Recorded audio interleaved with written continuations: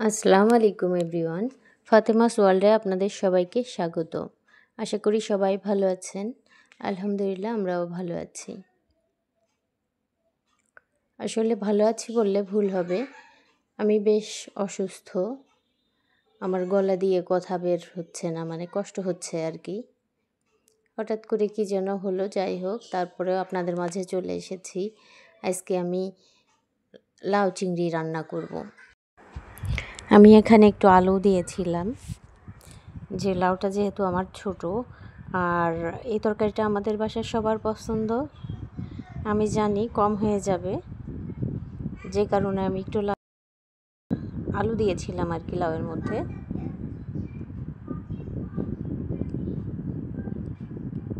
তো আপনারা করে খেতে পারেন, অনেকেরই আমি জানি পছন্দ এই সবজিটা, যে অনেকেই পছন্দ করে লাউ চিংড়ি। তো আসলে আমাদের অনেকেরই পছন্দ।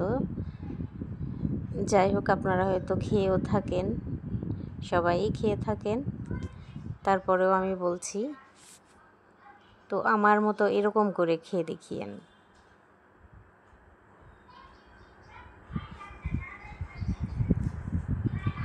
আমি মশলাটা একটু কষাইয়ে নিয়ে এরপর এর মধ্যে চিংড়ি মাছগুলো দিয়ে দিয়েছি। চিংড়ি মাছটা আমার সুন্দর মতো কষানো হবে।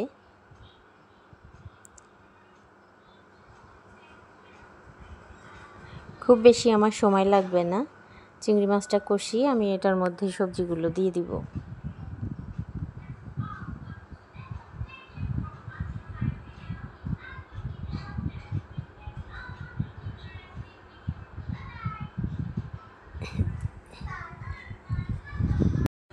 এই তরকারিটা আপনারা ভাত দিয়েও খেতে পারেন, ভাত দিয়ে, রুটি দিয়ে, বা যারা ডায়েট করেন তারা এমনি সবজিও খেয়ে নিতে পারেন। এক বাটি তরকারি হলে আপনাদের রাতের খাবার হয়ে যাবে, বা যে কোনো সময় খেতে পারেন।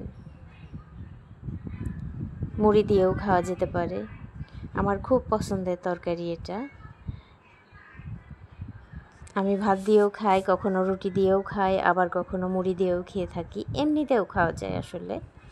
আপনারা আমার লাউটা একটু বেশি দেখছেন, কিন্তু এটা অনেক কমে যাবে, একদম কমে যাবে, যেহেতু অনেক কচি লাউটা, মানে গলে যাবে আর কি।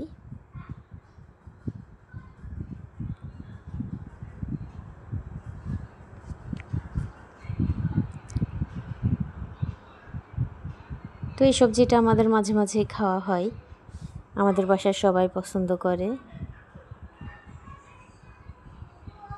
মানে শীতের সময় হলে তো কথাই নাই, গরমেও আমরা খেয়ে থাকি, সত্যি কথা বলতে।